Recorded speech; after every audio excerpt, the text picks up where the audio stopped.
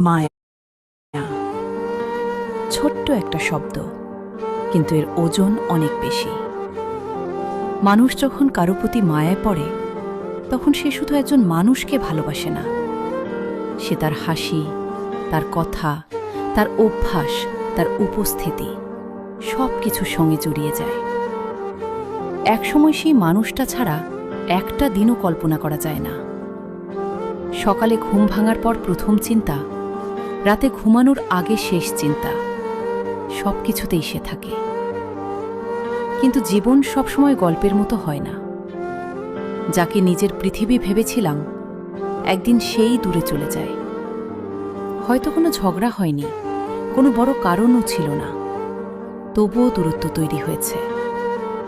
আর তখন বুঝতে পারি, ভালোবাসা হারানোর চেয়ে মায়া কাটানো অনেক বেশি কঠিন।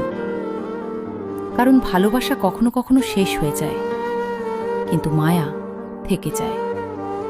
তার পুরনো মেসেজগুলো, একসাথে কাটানো মুহূর্তগুলো, তার কণ্ঠস্বর, তার দেওয়া ছোট ছোট স্মৃতি, সব কিছু বারবার মনে পড়ে।